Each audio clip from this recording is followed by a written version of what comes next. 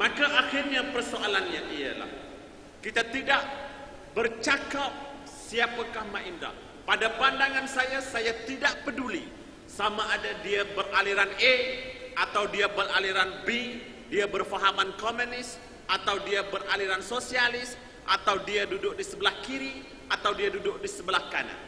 Di dalam pernyataan saya di dalam Facebook, ketika menyokong pandangan itu, saya mengatakan dengan sangat jelas, mana-mana individu, mana-mana institusi baik yang digerakkan secara individual atau perseorangan ataupun yang dibuat secara organisasi yang bangkit menentang penjajahan sebelum 1957, dalam apa makna sekalipun, mereka adalah pejuang kemerdekaan.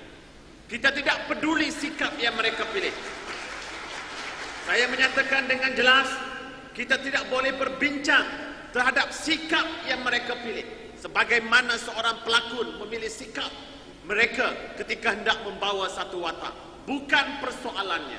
Kemungkinan jika saya dilahirkan pada waktu itu, saya memiliki sikap sendiri untuk menentang penjajahan, maka Tok Janggut memilih sikapnya sendiri, maka Dor Said memilih sikapnya sendiri.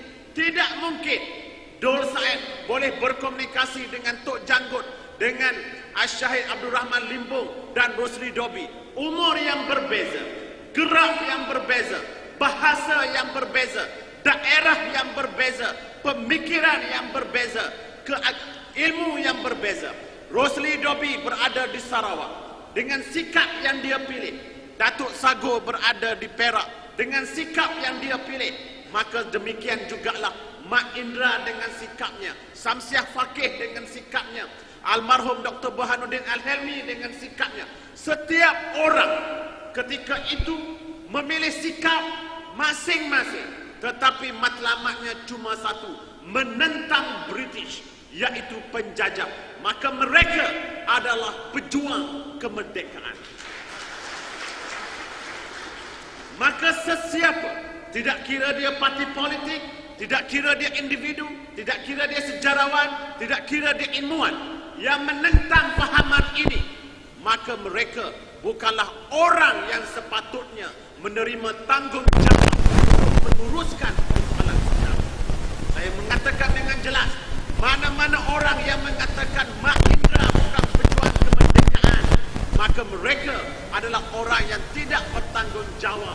Karena Mak Indra ketika itu memilih sikap yang demikian kerana dia tidak tahu sikap-sikap yang lain.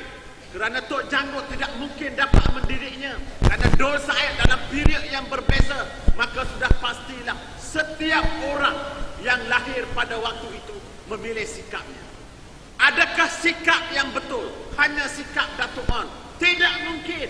Adakah sikap yang betul hanya sikap Tengku Abdul Rahman?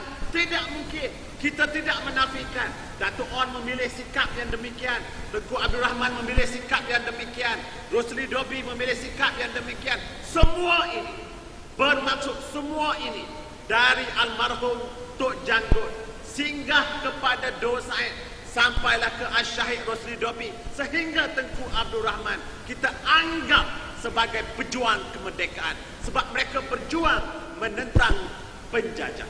Maka lebih malang kepada kita sebagai ilmuwan, kita merasakan, terutama sekali golongan muda seperti kita, hanya untuk menghalalkan pandangan satu sikap, yaitu Mak Indra bersekongkol dengan komunis, maka kita akhirnya menolak fahaman yang sangat jelas. Jom bersama saya, ubah sekarang, selamatkan Malaysia.